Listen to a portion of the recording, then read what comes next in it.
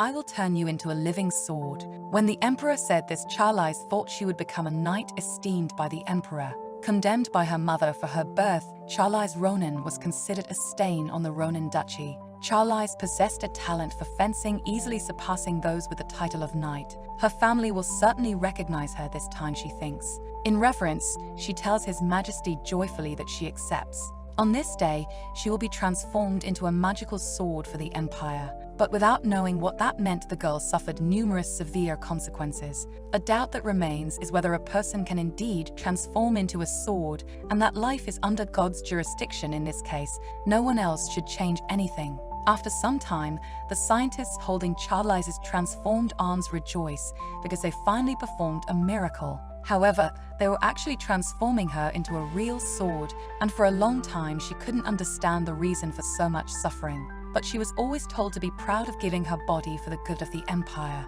and that she would become the perfect sword, possessed by a consciousness that would protect the empire. In the creation of life by the omnipotence of God, there is a power in the shards of aerite that can be collected from the corpse of a monster, so every day Charlize ate them. As her disposition waned, it was no longer possible to recognize her as the Duke's youngest daughter, the masterpiece of some lies, and the most beautiful sword, with her entire body being transformed into a sword until for Charlize only her consciousness remained. After the experiments, her name was changed to Kira, but the pain and suffering accumulated in such a way that she prayed to the heavens for everything to be a dream. In the past, the emperor warned that if the woman rebelled, her entire family would die, and if she didn't show proper respect, her fiancé's fingers would be cut off. A guardian's sword must be unique. In such a case, to hide all evidence, the emperor began to kill all the mages involved in the process. Charlize was used to torture and murder families, as well as for the emperor's countless ambitions. She didn't want to commit such atrocities, but the emperor's threat to her family remained clear and loud. In Charlize's mind, she wondered if the emperor had such malice to take pleasure only by observing her suffering. In such a case, a place like this is worse than hell. Unlike the emperor's praised for using Kira generation after generation, Charlize brutally died at the end of each battle fought. One day she prayed to the almighty Heret, wishing for her revenge, because at the moment her life is horrible, miserable, and painful. If this God really exists, then she wants him to grant her another life, giving her the chance to punish those who corrupted God's power. In the end, Charlize is not just a sword, so she cries out to regain her humanity. And after wishing to return unexpectedly, the gods responded. One morning in her room at the family mansion, the girl wakes up after a deep sleep. Back to her origins, Charlize trembles at all the sensations now coming to her human body and begins to weep with joy. It is indeed remarkable that she no longer has the form of a sword. As in her wishes, her current reality is in a human body. Even so, doubts remain in her mind, and she gets out of bed thinking that it can't be a dream, since she doesn't remember having dreams while she was a sword. Due to her years away from the usual form of her body, she stumbles and falls to the ground. Then before her eyes, the dazzling sight of the new is once again witnessed. As she crawls, Charlize finally understands that after 400 years, a miracle that transcends the barriers of time has happened. Before the mirror, her image is reflected, revealing her young and healthy face again. That was certainly as real as anything else could be. She had lost everything and lived a life where her sole purpose was to make the empire prosper, even without any witness to confirm such a fact. It was a great and noble empire, one that the emperor wanted to see prosper, and that was the main reason why no one felt guilty when her life was ruined. In her new chance, Charlize only hopes to ruin it and drag it through the mud. At the same time, as she looks intently at her reflection in the mirror, the girl has the principle that no one should feel proud to be a citizen of the empire. With decades of accumulated rage, she wishes from the bottom of her heart for the empire's destruction, and will do whatever it takes for not even a single stone to be left stacked. With trembling hands, the girl touches her reflection in the mirror. So with her hand on it, she confirms her current appearance. Below that long silver sword, there is a single blue gem embedded in the hilt. It is different from what she saw when the emperor stood in front of the mirror. This is Charlize Ronin. Now she can finally cry real tears, releasing all the accumulated feelings from all those years. Outside the castle, the girl walks and notices the scent of summer. The season she hated most in her past life was summer. She almost never left the house when spring came, because it was in that season that the Duchess died while giving birth to the girl. But this time is different because it is a new life full of opportunities. Passing by the maids, the princess asks what year it is, being promptly reverenced by them and informed that it is the imperial year 298. Even with her head down, one of the maids cannot help but look at the beauty and impotence of the princess, feeling that she exudes an aura of authority that she cannot ignore, one that oppresses and amazes her. The maid cannot understand why she feels this way and informs the princess that His Grace the Duke will soon return. Charlize, however, says that she will not return to the room because all the feelings of wanting to avoid her family and appear as a good girl in front of them had faded over time. She then smiles, saying she will not apologize because she did nothing wrong. And then she leaves the place, surprising the maids with the princess's audacity, now more convinced of the rumors about her having fairy blood. Walking through the castle, Charlize thinks about having gone back exactly 400 years in time to the imperial year 298, when she was only 13 years old. She does not know if God answered her prayers or if something else happened. But the girl still has Arite energy in her body, and understanding there is no fragment, she realized they fuse with her soul.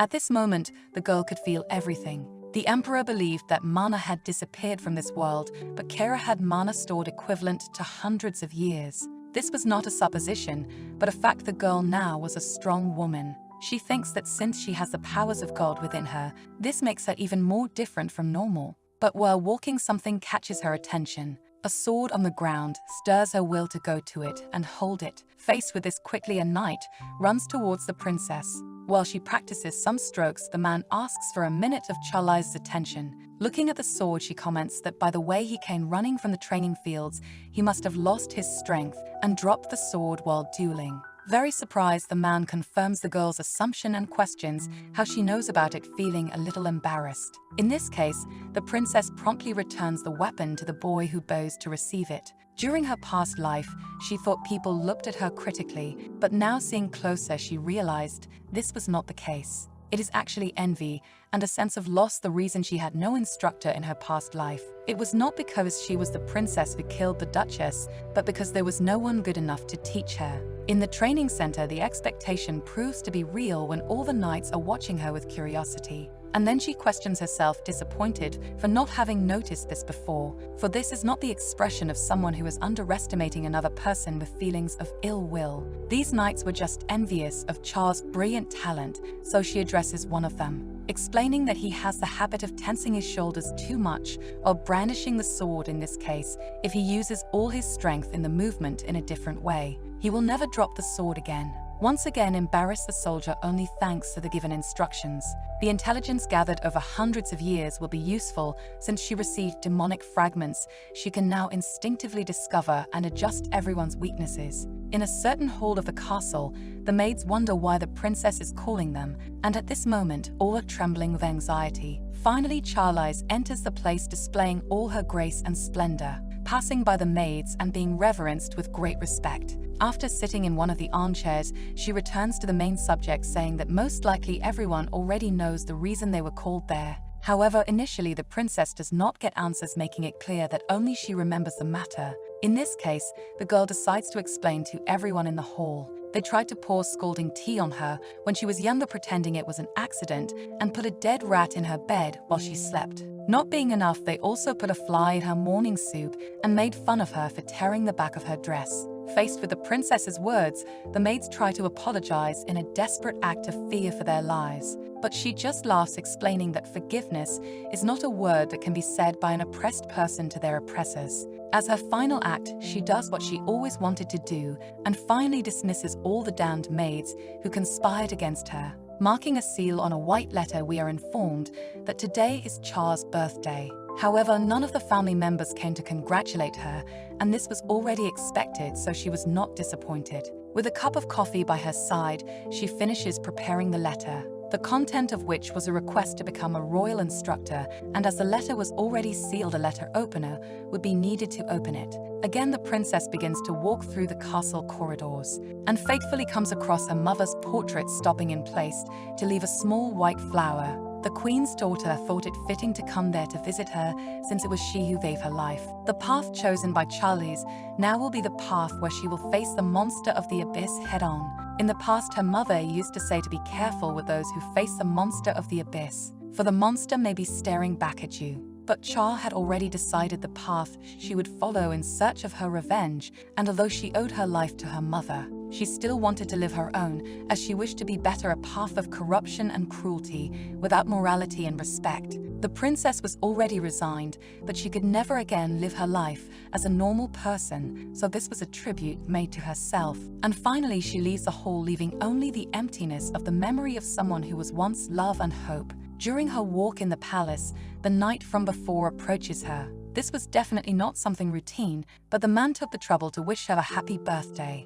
and then said goodbye as he had to return to his shift. However, that was enough for Charlize to be surprised in strangeness. Cha did not say a single word, since she did not want to get close to anyone, and many of her servants could even take extreme care near her. However, the girl ignored everyone equally. Finally, something unexpected happens, arousing a thought of coincidence in the princess's mind. In front of her approach some men in formal clothes, very present in her past. They pass by the princess with a clear look of disdain, as well as a strong disgust. But the princess remains resilient, ignoring them equally, or even worse. Faced with this, one of them calls out to Charlize and questions her as to why she did not greet them properly. In the girl's mind, she feels disgusted that this is the reason they called her. Seeing those blonde hair, one of the men is certainly the second son, but Cha no longer remembers the boy's name. She never thought that the second son had any interest in her, so responding with the brutality the lords deserve, Charlize states that they are not worth the effort of reverence. The princess's eyes that were once full of pure affection are now gone and replaced by cold indifference. The blonde man cannot understand the girl's sudden change in attitude, because this is no longer the look of her routine affection. In this case, the doubt that hangs in the air is why this transformation in attitude. After Cha dismissed the maids, rumors began to spread through the Ronin mansion among all who resided there, that the princess had become a completely different person than before. No one dared to treat her as they did in the past, as demonstrated by the head maid, who says she will be stricter in the training of the maids, so that the princess will no longer have to go through such unpleasant experiences. Charlize slowly began to control the management of the mansion after the Duchess's death, as this was her right and duty. While being served by the maid, the princess asks for, besides a cup of tea, a rug that is more comfortable to sit on, and promptly the maids serve her with seriousness and rigor. Having some time alone, the girl decides to test her mana circle. The mana circle is a state where no one can disturb you. It is something you can use as soon as your mind reaches a state of transparency. The color becomes brighter as training hours increase. She will probably become so strong that no one will be able to face her. Based only on her secret powers, she will be able to do anything. Even though she tried throughout her entire old life, she was still not able to unleash her secret powers.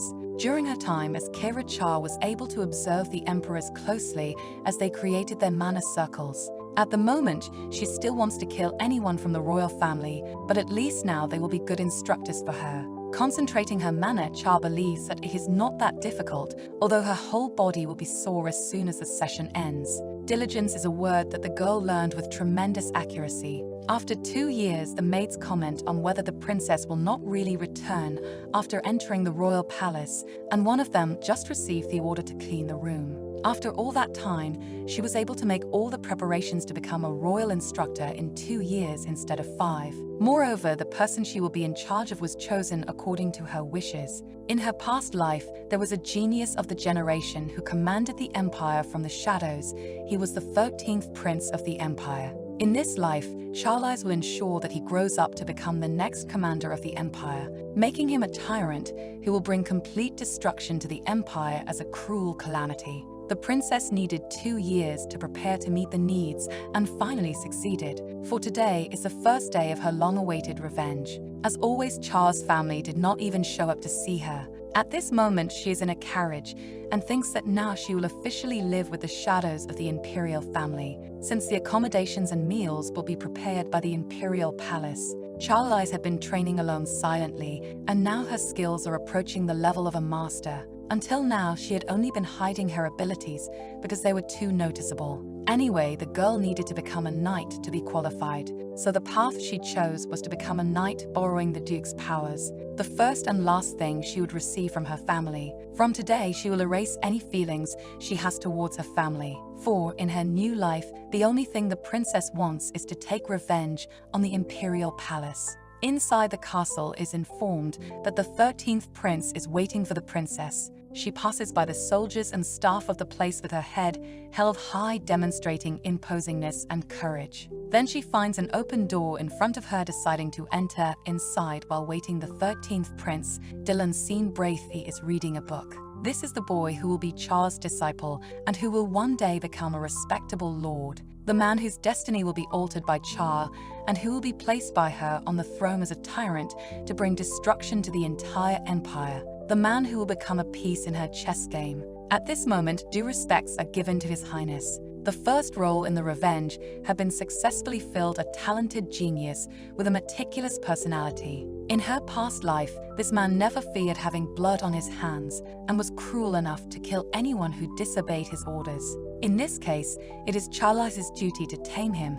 and make him stay by her side while he is still young. Revering him, the princess prepares to say something. For this empire to collapse immediately, the girl initiates her plan by introducing herself as the prince's tutor coming from the Ronin family. The man in turn closes the book he was reading and stands up, beginning to look intently. The girl, even from afar, can feel the man's suspicions, a feeling of vigilance that cannot be hidden, although she herself cannot blame him for that. Anyway, apparently everything will be fine. A crown in pastel shades, resembling the skies, and a pure dress that could easily be stained with blood. She chose these things on purpose upon discovering that the man's mother was a calm and serene person, and then asked him if His Highness would not ask her. The prince appears confused, so Charlize concludes if he does not want to know why she became his tutor. For in all the provinces people are talking about it. Even the butler, who had not paid attention to her in ages, came to ask why she wanted to become an imperial tutor. In this case,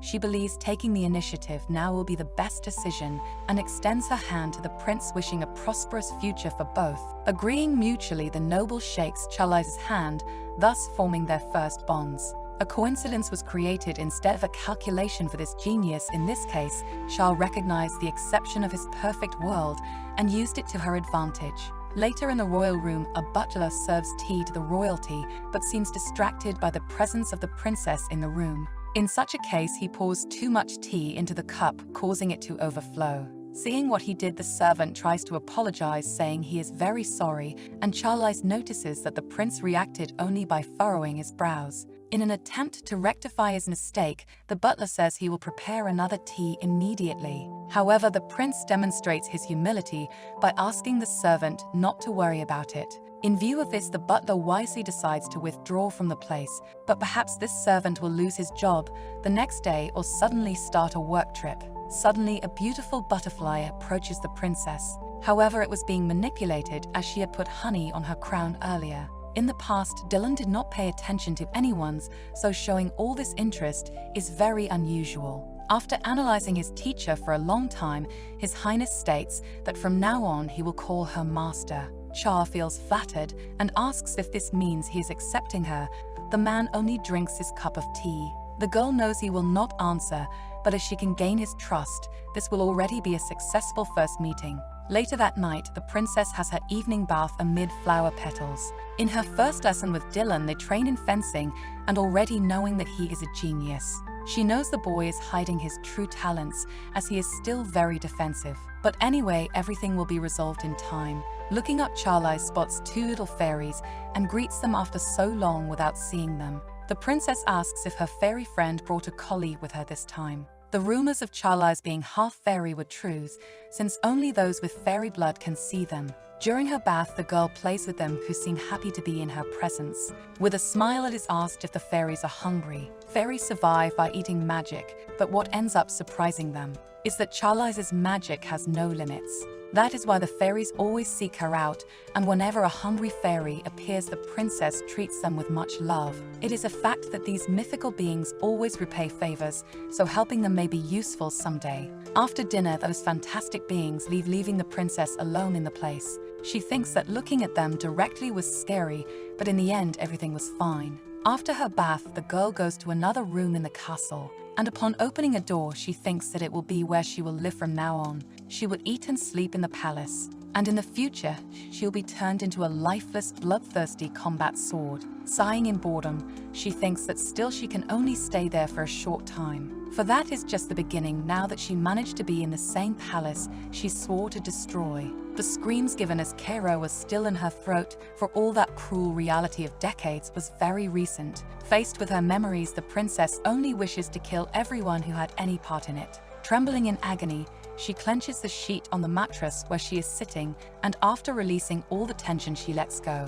And thinking to herself, she believes that at least she has done well so far, having even become Dylan's tutor. In this life, the girl can tame any prince, but Dylan can never be underestimated. There is nothing more tiring than hiding her identity, but even those who have seen him up close for so long still haven't noticed. Hours after dusk, finally comes the time for the princess to sleep. With her eyes already closed, she knows that if she does not deal with him with an open mind, the plans may go wrong.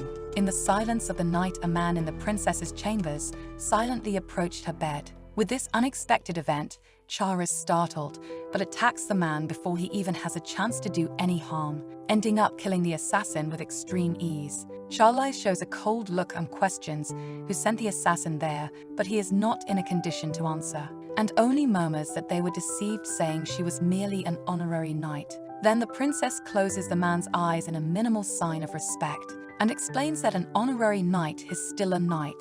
Our girl had already gotten used to killing, but this feeling was still strange. She never thought she would kill on her first day in that place. The battle for succession is quite fierce, but it was not expected to encounter an assassin as soon as she became a tutor. At this moment, Charlize is like Dylan because she is hiding her true abilities and thinks she has no choice but to use her magic.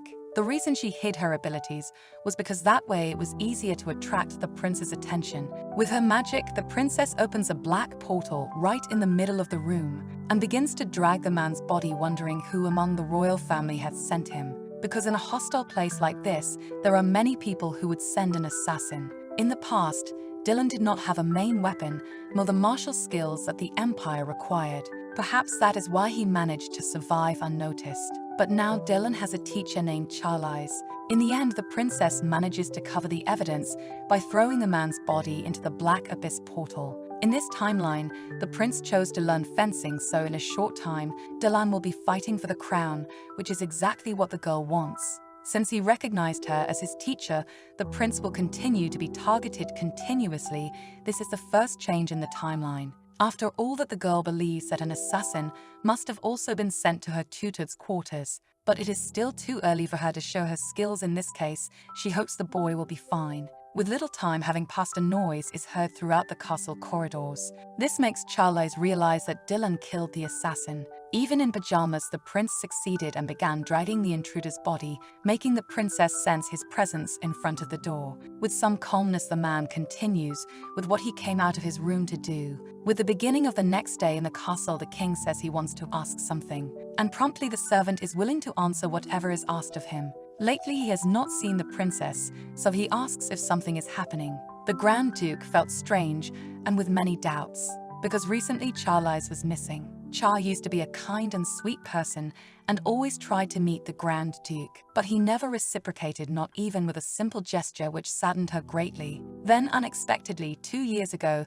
the princess changed and no longer begged for the family's attention. The Grand Duke called the servants to ask about Charlize's well-being, but realized something he had never noticed before. He did not know if he had ever said her name in his life. Charlize, even that simple name was hard to say because it was Rachel who named her. If Rachel had not died, they would have been a big happy family. But reality was far from this fanciful illusion. With the girl being isolated from everything and everyone as expected after Rachel died, giving birth, everything lost its meaning. Returning to the previous conversation, the Duke says that lately he has not seen the princess and asks the servant if something happened. Then the servant asks if his lord did not know anything. After the explanation, the Duke is surprised, and the servant adds that because the princess became an imperial tutor, she is currently living in the palace. and she said she would not return to the castle. But the father is clearly irritated by such audacity, questioning if she had any permission for that.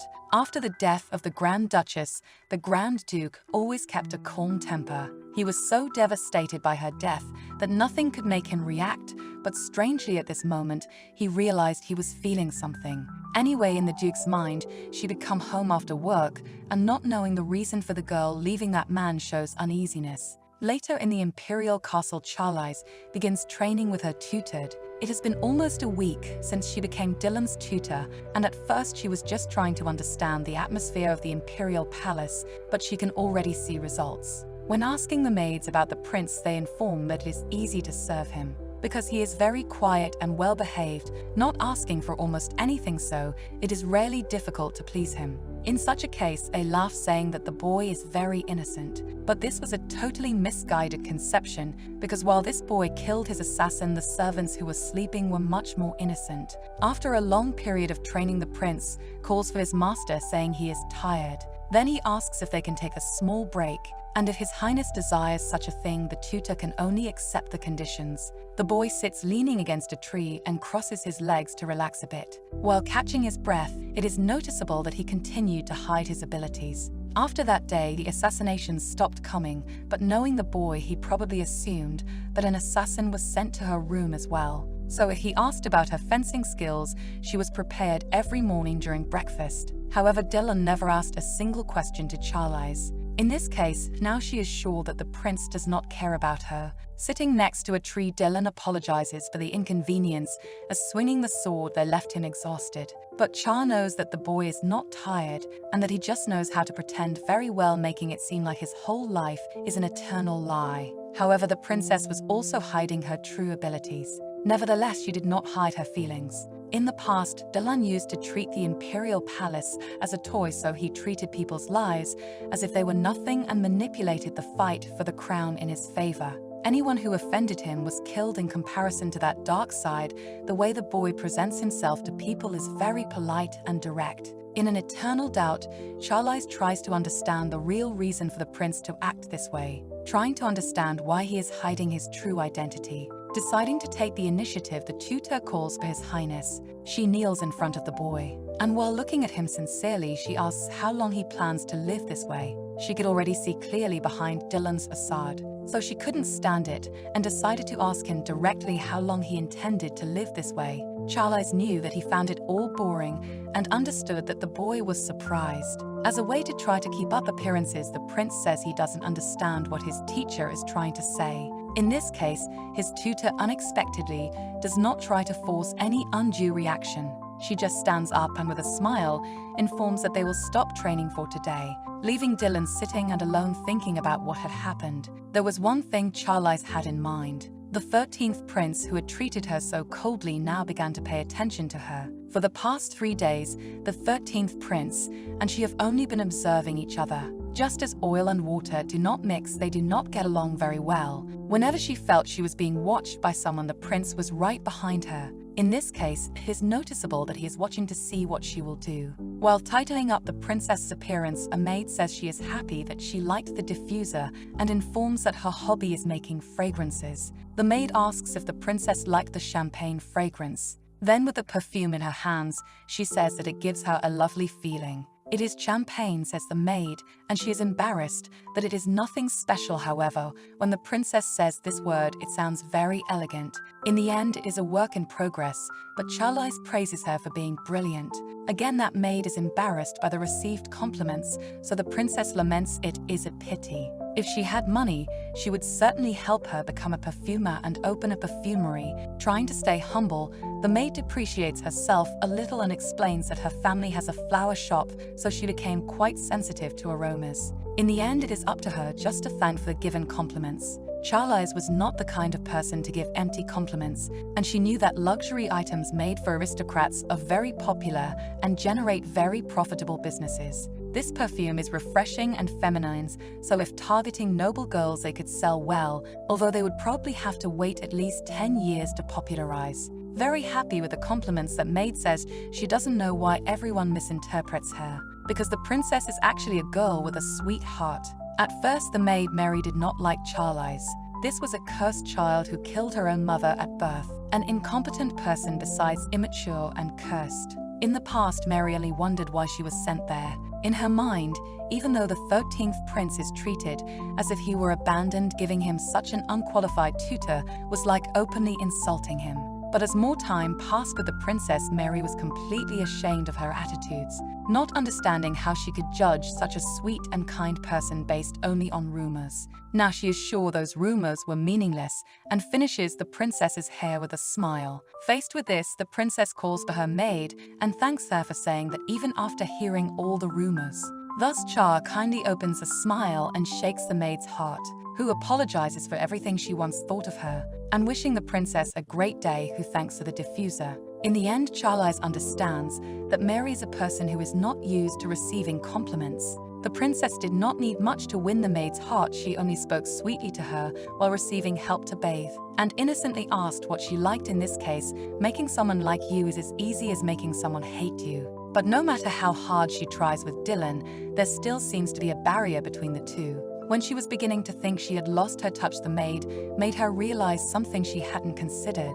Charlize still has the ability to win people's hearts. In this case, the problem is not her. The girl knows she doesn't need to be impatient because time is on her side. In another part of the castle, fully dressed, the princess waits by the door. She knows she can't just teach the prince fencing, and that's why she requested some books, but it has already been a week and they haven't arrived. In the library, Charlize sees a man in green formal clothes. This gentleman is the renowned Count Robert. He openly says he hates stupid women, which is why he was always cold to her. It is common knowledge in the Empire that the princess is known as the evil sword, and Robert believed she wouldn't see those things just because he covered them with a cloth. Taking the initiative in the conversation, the girl asks permission from the Count, introducing herself as Charlize, a girl who came from the 13th Prince's palace. She informs him that she requested some books over a week ago, but none of them have arrived yet. Without even looking at the girl's face, Robert says the library can't provide them. The Count responds as if he already knew what she was going to ask. Then the princess points to what the man hid with the red cloth, asking about the origin of the covered books.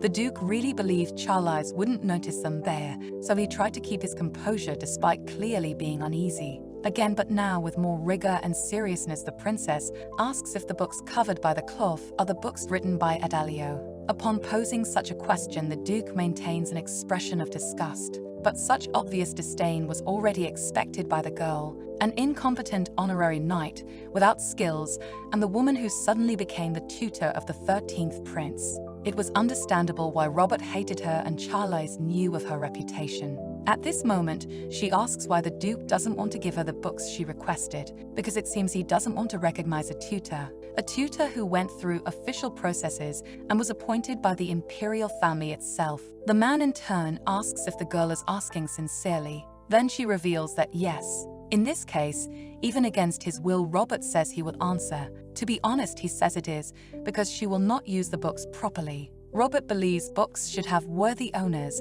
and the princess is not one of them. Confronting the princess, the Duke asserts that she is a very ignorant person. These books are of high caliber and used in imperial education, having said that he asks if she believes she is worthy of them. The tension between the two only increases, and Charlize finally decides to speak her first word. With a serious and imposing look, the woman asks if this is really the librarian's reason. As a true noble, her presence and intonation convey intentions and threats by themselves. The princess questions whether she is worthy of the books. Having already lost his temper, the Duke confronts her even more arrogantly, saying that Charlize does not meet the parameters to receive the books and that this is an insult to them. Robert shouts his question about how the great Adalio would feel if he saw this in the case of the daughter of a great duke like her reading these noble books. Already very irritated, his principles make him never want to give the books to the princess, who at the moment remains aware of the situation, just observing silently.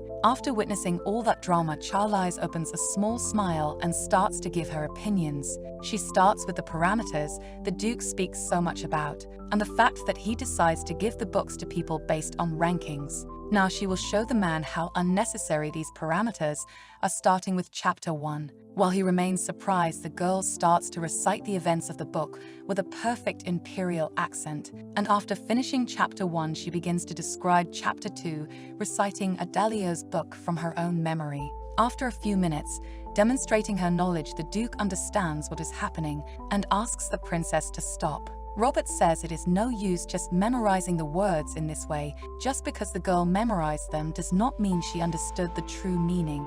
As far as Charlize is concerned, she merely smiles mockingly, as if she is really interested in learning something from the librarian. At the moment, Robert couldn't know, but as the centuries passed, the girl not only memorized everything but also heard the opinions of former emperors. In this case, she asks Robert if he doesn't want to ask her a question. In the Duke's mind, the girl would not be able to answer correctly regardless of his question, so he asks about something from the end of the book. At the end of the book, Adele talks about what he considers most important, and Charlize responds that it is the ability to understand someone's true nature.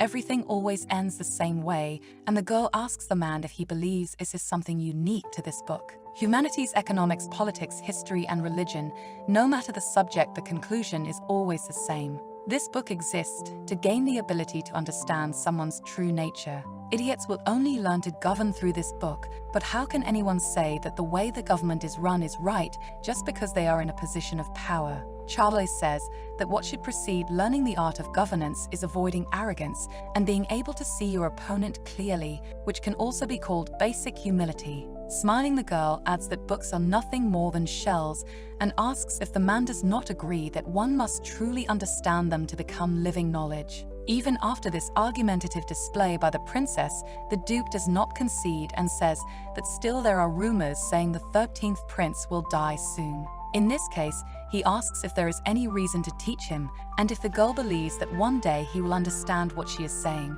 Again, with a smile, showing the princess states that at least the prince will understand better than he does. Having said this, her message turns serious to Count Robert, as she warns that a person who does not take care of what they say will have a short life due to their arrogance. In this case, it would be smart for the man to start being more careful with his words and actions. Finally, alone in the library with the books she had requested, as she runs her hands over some books in the library, a maid informs her that she just finished organizing the books. Today, for the first time, instead of fencing, Charlize will teach Dylan using books, and for her first lesson, she asks His Highness to read up to page 50. Furthermore, if there is anything he does not understand or that arouses his curiosity, he should inform her as soon as he finishes reading. With a smile on her face, Char says that today it's a light day since it is the prince's first day at this. But the prince knows what this book, The Art of Governance, represents. It is definitely not a simple read for a day off. However, Charlize keeps her optimistic expression because in her mind, this should be something very easy for Dylan. For a brief moment, the two look at each other, and then the prince finally decides to do as proposed. After a few minutes of reading, his tutor calmly observes him until she decides to activate her mana circle once again. A mana circle is a technique where someone brings back the spirit of the chi of a past emperor and becomes the owner of the generated mana. At this point, Dylan has probably already heard about the incident in the library. The princess does not know where he gets this information, but she thinks about his past. Given his background, it would be stranger if he didn't know. In her mind, the girl thinks that if one day he asks her, she will be ready to answer everything. But until then, she will be waiting like a fisherman with his rod for Dylan, the big fish, to finally bite the bait. Calmly, the prince reads the book his master ordered, but she believes that his eyes look strange. At this moment, he must be wondering if she's using mana or not, but that does not make sense. All magicians are very old, so being able to use one's own mana is almost a miracle. The existence of Charlize itself was already an aberration. After a certain time, the prince finally closes the book, saying he finished reading, and then calls for his master. Char's mana begins to dissipate from the room and gradually fades away. Our tutor, in turn, praises her student for his speed as he finished before sunset. In this case, she asks if Dylan has any questions. Then the prince recalls that his master never told him anything about her family. Faced with this, Charlize believes that the reason is obviously that she does not want to talk about them to anyone, especially to her student, Prince Dylan. Given the atmosphere of discomfort that settled in the room, the prince asks his master to forget what he said and says he has no more questions. In this case, the princess understands and gets up from the chair, informing that today's class is over. again smiling kindly and praising Dylan for his good work. After that, the student is left alone in the place, and the princess returns to walking through the corridors of the imperial castle. She remembers the prince's expression when she praised him. His eyes trembled a little, but he did not stop her. In such a case, Jalan will not be able to avoid his teacher forever. The prince's plate is already full of water, and this curiosity will be the drop that makes it overflow. Charlize was eager for the moment when this would happen, thinking that as soon as the boy takes the bait, she will never let him go, because fishing is an art that requires above all patience. In her quarters, night falls and Charlize lies on her side in bed to rest a little. However, her memories of this stressful day do not let her sleep. She remembers Dylan's question about her family, but she no longer even understands the meaning of it. Dylan really did not care about his father, the emperor. But when it came to his mother, the seventh concubine, he took very good care of her. Charlize recalls that in the past, in the midst of the succession struggle, the seventh concubine was definitely involved. The second and fourth concubines tormented the seventh without respite. So the 6 princes they gave birth to were the first to die. The crowned prince who insulted the homeland of the seventh concubine, the kingdom of Shaun. He had the most brutal death of all, and the 5th prince, the only one to attend the 7th concubine's funeral. He had a different future, ascending to the throne at the end of the fierce battle. At first, the princess thought it was all just a coincidence, but it wasn't. Everything could be connected to the emperor's 7th wife. Dylan ruled the empire from the shadows, and this was revealed after his death. He was the real man of power who ruled the empire like his pawn, and was also a famous anonymous artist, composer, and playwright. He mastered not only the arts, but also administration, law, medicine, agriculture, architecture, and economics.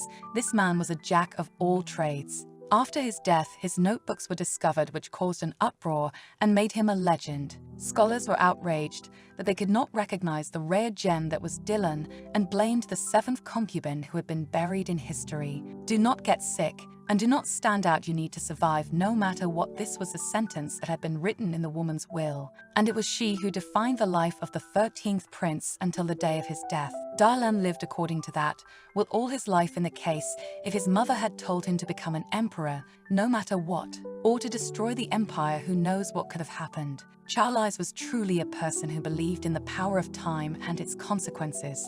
That is why she did not become the prince's teacher as soon as she returned, only becoming it now. For this autumn, the 7th concubine will die. The cause of her death was a terrible addiction. It is known that she felt enormous pain until the moment of her death. Keeping Dylan's feelings in mind, she has to take full advantage of this time. Obviously, she will have to attend her funeral and stay there until the end.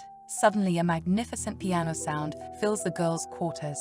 Charlize's sword was the closest companion the emperors had in the past, so she was well versed in the tastes and cultures of the upper classes. At this moment, she can hear that it comes from her student's room, and he is playing Secret Greeting by the composer Draken. The princess can even imagine the expression her pupil has now. In the end, that boy is quite awkward. After trying to communicate with Dylan, the silence is present around the palace. In this case, the princess wonders if she scared him somehow. But the pause was only temporary, and without delay, the 13th prince returns to play the piano, impressing his teacher once again. As soon as I had you, I became your prisoner. Where are you going, my fairy? The Secret Greeting is a very famous piece. It is a music that expresses the excitement, shock, and curiosity of the composer. When he meets and falls in love for the first time with his muse, a fascinating and reserved but careful composition. The muse is later revealed to be a spy in the verse, "Do not look away." This music was made to seduce a person who approaches with bad intentions. The subtitle of the music is "Roses Have Thorns." Inside the prince's room, the verse "Please look at me" is clearly heard. Faced with this, the princess remains by her window listening to such a composition and refreshing herself with the evening breeze. Finally, the piece comes to an end, and Dylan lowers the full board of the piano, leaving his teacher quite satisfied with all this. That night, many things were revealed through this music.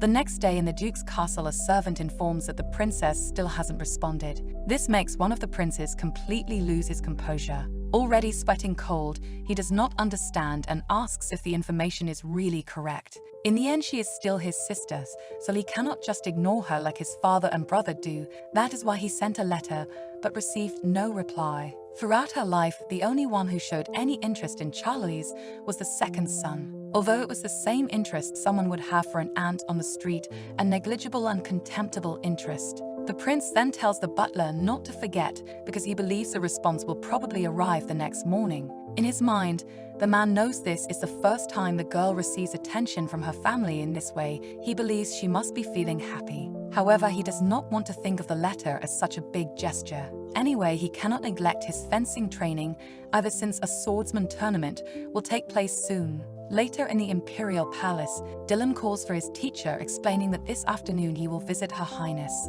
In this case, Charlie states that the prince is free to do whatever he wants, since they will not have class today. The girl knows that her student is more sensitive when it comes to the seventh concubine and wonders if it is really okay to go ahead. Because she does not want to provoke him too much in the end, it should be fine as long as she does not cross the line. Always black or white, there were never shades of grey in this relationship. Charlize and Dylan never mixed like oil and water. At the dining table, it is known that the prince will visit his mother today. That is why he was so extraordinarily radiant this morning. At that dinner, the princess for a short time stares at the prince without saying a single word, until she decides to ask if she would have permission to accompany him on his visit to Her Highness. At this moment, the boy's eyes become cold and startled, so Charlize, perceiving the subliminal signs, believes that as expected he will refuse. However, contrary to what was thought, the prince accepts her company on his visit. This makes the princess choke on her food, and she has to make an effort to maintain her composure, smiling kindly and thanking him, but behind that mask she is astonished. At this moment, Dylan is like a kitten planning to run away, but staying to receive light caresses. However, the prince finds it strange for someone to be interested in his mother, saying that this is the first time he has met someone like that. Obviously, it is the first time because Charlize is only doing this to seduce the boy. But cutting his thoughts short, Dylan says that when Charl meets his mother, she will definitely fall in love, because she is very kind and a great person. Dylan describes his mother with much affection, totally different from his usual behavior. He only acts his age when talking about the seventh concubine. In her room, the princess opens the wardrobe, looking for something to wear for the event. In doubt about what to choose, she asks the maid between two dresses, which she suggests. Mary, however, only smiles, asking what kind of dress the princess likes, because she believes everything will look beautiful on her. In this case, Charlize decides to choose the beige dress instead of the red one. Following her choice, she asks if Mary thinks Her Highness will approve. Then the maid pauses to think a little and remembers that there is a jewel Her Highness loves, one the color of sapphires. Thus, the princess believes it will be perfect for her to wear as an accessory, and Mary goes immediately to fetch it. A jewel the same color as the prince's eyes is presented by the maid, one that Her Highness will surely like. After putting it on Charlize, the maid is amazed. The princess really looks stunning, and she thanks Mary for the compliments. That necklace definitely reminded her of Dylan. Charlize did not know him very well, but that was certainly a fact. Finally, the princess is ready to accompany her student on the visit. She descends the stairs with splendid beauty and exuding kindness. But the prince's face turns to another place. In front of Her Highness's residence, Charlize is very impressed. That was certainly quite surprising for the girl. It was hard to believe that more than half of the prince's money was spent on the seventh concubine. However, seeing her mansion, it is no longer so hard to believe. As they climb the mansion stairs, some servants greet them. In the princess's conception, the other palaces are very different from each other. She already knew that the seventh concubine was special to the 13th prince, but seeing this shows the difference between rumors and reality. At this moment, they finally arrive at Her Highness's room, and Dylan informs his mother of his presence. She also welcomes her eldest son. Charlize, however, just observes this person from afar, who is Dylan's biological mother and also the Emperor's seventh concubine. The days are getting warmer. Lately, people get sweaty just by spending 20 minutes outside. Additionally, Dylan informs his mother that the sky is clear these days. It had rained earlier that day, so several white clouds covered the sky, which makes his mother happy. Charlize watches all this in disbelief at how passionately the prince talks to his mother, especially when describing the outside world. In this case, she wonders if he is being kind to the seventh concubine because she cannot leave that place. The prince's mother asks her son what kind of flowers are blooming these days, and he, with a gentle look, informs her that yellow daisies have bloomed outside. These are beautiful flowers that he picked today, and the wind is sometimes cold and also not so hot in the shade. The grass is definitely more vibrant than it was in the spring. and the drought they were worried about did not happen in the end. Everyone is happy. With his hands on his mother, the prince finishes his reports, and Charlize thinks she heard that the woman was a princess from the kingdom of Shan. However, no matter how sick or forgotten the concubine was, she was still very elegant, so much so that the beautiful and graceful world would match her beauty much better. Although the girl approached the seventh concubine because of her plan, seeing her alive is somehow different. She knew that she was poisoned and felt ill as soon as she gave birth to Delan. Even though it is still summertime, will certainly continue to pass.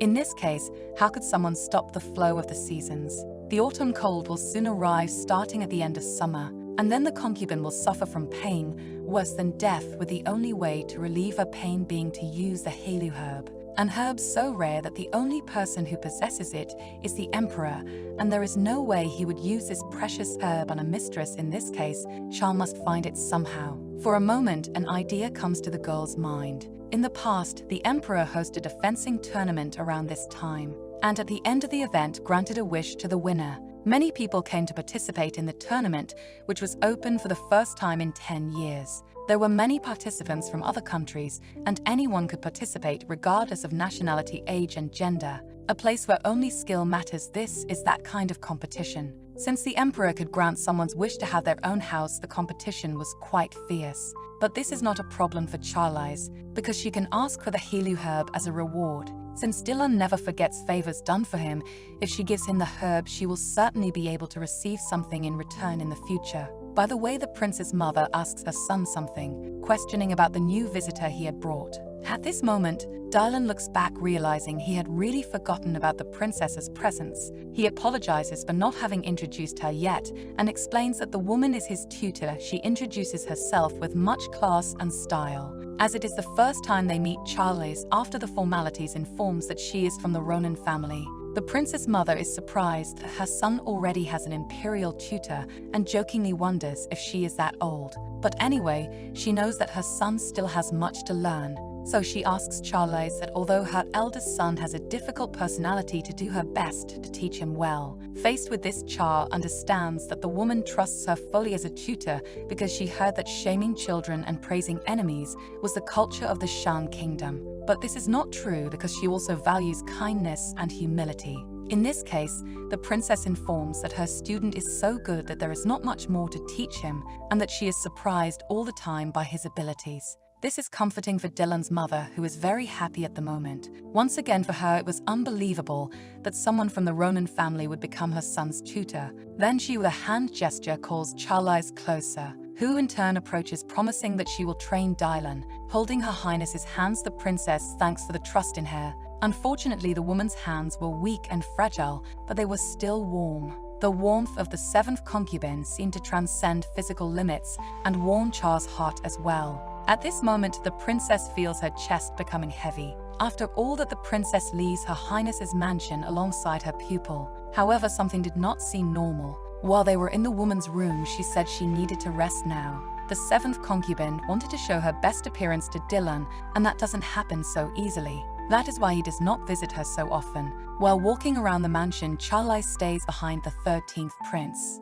At this moment, he turns to see what is happening, and then their eyes meet in a dramatic scene. As always, the princess wears her sweet smile, and Dylan in turn his serene seriousness and disdain. However, something seems to be changing in the boy's mind. Even so, Dylan does not say a single word, but certainly he may regret it if he does not ask anything now. The princess has her doubt confirmed after seeing the boy's mother in person. So, in front of the young master, she decides to praise the concubine, saying she is a good person, and decides that what Her Highness said was true. At the height of summer, the sun's rays are very strong, and the smell of flowers becomes more intense. In the middle of that beautiful spring, the princess blends into the environment due to her aura, while continuing to praise the prince's mother for being a respectable woman. Dark blue eyes like the night sky certainly are in the middle of the day, but Charlize is like the moonlight in the night sky. It is questioned whether it was because of her family or because she was the daughter of a great duke so famous for being like Cinderella.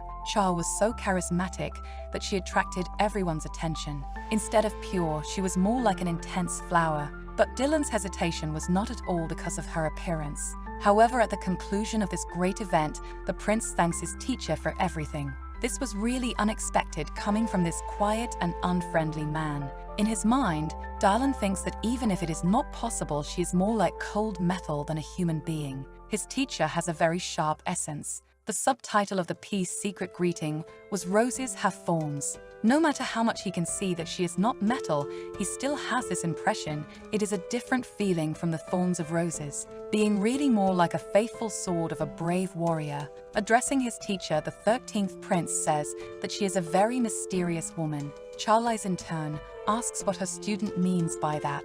The boy then explains that it is the same as she sees him. He sees her as a mysterious person. Charlize, however, does not understand what this means and thinks she hates riddles. Even so, this is the first time Darlan tells her how he feels. In this case, it is certain that he has good intentions. In this case, the teacher states that if her student is curious about anything, he will always have permission to ask her.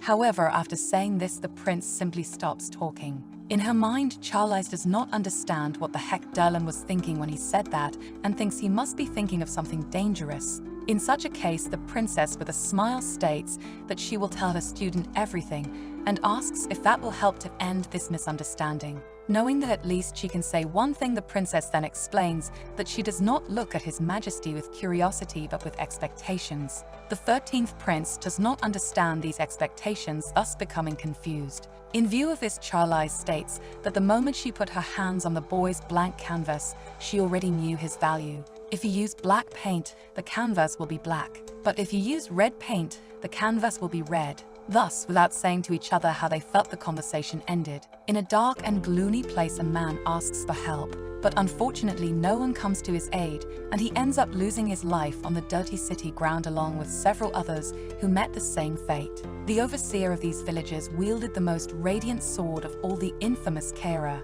The feeling of guilt was all that permeated the girl's mind because the sword was a human. However, many said that without it, innocent people would have died in vain. No one understood her, so she could not even imagine how to describe this pain. At least they did not call her crazy, but certainly no one would ever know what this hell is like unless they have gone through it. She wished to be saved, but other traits of her personality told her that no one would ever do that. At that moment, Charlize had in mind the goal of never forgetting what the Empire did to her, because that memory was the only thing that kept her sanity. And in this case, the moment she forgets, she will lose all reason and then be completely devoured. Everyone always said that inside that cursed sword lay the habitat of a monster, but Charlize was not to blame for anything because she never wanted to hurt anyone. It was customary, the hatred that everyone had for the sword and consequently for the princess, but despite her efforts, she did not control her actions. After her memories were revived once again in a horrible nightmare, Char gets up quickly, very scared.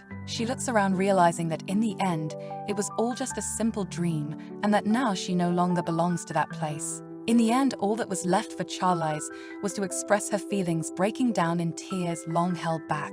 In the middle of the night, in a certain place in the Empire, the princess takes advantage of her free time to train her fencing skills. After that terrible nightmare, Charlize realized that there were tears on her clothes due to her crying. She believed she had already overcome everything, so she questioned herself many times about the reason for the sadness. Still irritated by the past event that does not leave her mind, the girl does not understand whether the nightmare awakened her anger or the deeper feeling of sadness. Charlize does not know if she pities herself for having become a monster thirsty for revenge. But the sword never lies, so the girl decides to let off steam by training whenever she gets too emotional. Because according to her current principles, emotions are like garbage. In her quarters, the princess informs the maid that she will not have breakfast in this case. It is for Mary to prepare her bath. While taking her bath, the girl thinks that she cannot stop her nightmares. But anyway, she prioritizes that when she is awake, she must manage to stay in control. With his wooden sword, Prince Dylan strikes one of the training dummies with considerable force. Faced with this, Charlize wonders if they really spent half a month improving the boy's basic posture. Intervening in the interaction, the maid asks the princess for permission, who asks her what the problem is at the moment. Apologizing, Mary informs it is nothing very important. She did not want to interrupt her, but there is a guest looking for the prince. Being informed of this, the princess is a little reluctant about the possible visitor, because he turns out to be His Highness the 9th Prince. At this moment, the prince waits seated in the drawing room on the first floor. With this revelation, Cha believes he is an unexpected guest. Although he was not invited, he is still from the imperial family. In this case, it makes sense that Mary informed them. Even being a little thoughtful, the princess decides to finish the daily lessons, which Dylan immediately respects. In the palace corridor, Charlize asks Mary if she knows the reason for His Highness the Ninth Prince to have come there. However, the maid definitely knows nothing, only knowing that he said he wanted to meet them. As far as she is concerned, the princess asks if she is included in this. But Mary does not answer, making her think that perhaps the Ninth Prince is there because of the Ronins. All that matters is that it is in the past, but the Ninth Prince was kept alive for a long time and was used to expose a woman. At this moment, the Ninth Prince realizes that the people he was waiting for have finally arrived, and he asks if he finally has humiliated the name of the Ronin family. However, he notices the presence of a knight beside Dylan, which makes him blush, and Charlize logically also notices she is being stared at. Even with everyone in the room, the Ninth Prince only had eyes for the princess, already even imagining her with him with second intentions. Smiling, he says he is relieved that Cha is not a scary person with a sword ready to pierce him, and asks if she earned the title because of her face. Giving due greetings to His Highness the Ninth Prince, our girl introduces herself as Charlize from the Ronin family. The man in turn becomes more and more excited because initially he thought she was a 15-year-old princess, and that is why he wanted to take a look at her. In this case, he says he heard that the only thing she knows how to do is flirt, asking her if she really is a teacher. Charlize thinks that the man should not have said that because he is only a year older than her, and compared to her who lived hundreds of years as Kira, he is just a baby. Changing the subject, the princess comments she heard from the maid that His Highness wanted to see her. Even so, the prince returns to the previous subjects, saying he is curious about what she was thinking when she became the tutor of the 13th descendant of the family. So Cha explains that she described her motivations when she applied for the position. In this case, if he is so curious, it would be a good idea to look inside the document. As for the prince, he questions if the girl is suggesting that a guest who has just arrived should leave. And incredibly, Charlize kept the audacity not to deny the young noble's supposition. Mary thinks she has never heard the Ninth Prince speak so informally, not even with Dylan, so she is not used to seeing him talk this way. However, speaking formally is in line with imperial etiquette. Clearly hitting on the princess, the Ninth Prince tells Charlize not to stand there and to come sit by his side for a cup of tea. That infuriates her excessively, having in her mind compared his attitude to that of an annoying barking dog. After such a proposal, Dylan and Cha's eyes meet, passing a message non-verbally. In light of everything, Dylan just stayed in his corner quietly. In this case, the Ninth Prince will probably die even sooner this time, and probably because of the succession war. Indecently, this man now makes comments in an attempt to impose himself on the 13th Prince and take his teacher from him. In his proposal to bring the girl to his side, he connects the dots of a knight probably liking swords. In this case, he believes it would be a good title to call her the Ninth Prince's sword, something like a true imperial living sword. That insinuation of becoming a living imperial sword runs through Charlize's mind, going through all her memories. The villagers who called her Kera, the cursed sword, had their voices clearer than ever. The Ninth Prince questions if the girl thinks this is an honor easily acquired, no matter how glorious it may be. And in contrast to the princess's cruel memories, the man says that this is an opportunity to become the emperor's sword. With an air of seriousness and trying to cover her anger, Cha asks if she is hearing correctly. She asks if the proposal to become a sword is really serious. A life being treated without respect and receiving scars that easily disappeared made her hatred for the royal family continue to grow incessantly. Demonstrating the kindness that only Charlize has, she asks if His Highness has heard of the sword, and he looks confused. However, the girl's beauty piques the boy's curiosity. She then explains that she is a princess from the Ronin family and the imperial tutor of the 13th Prince.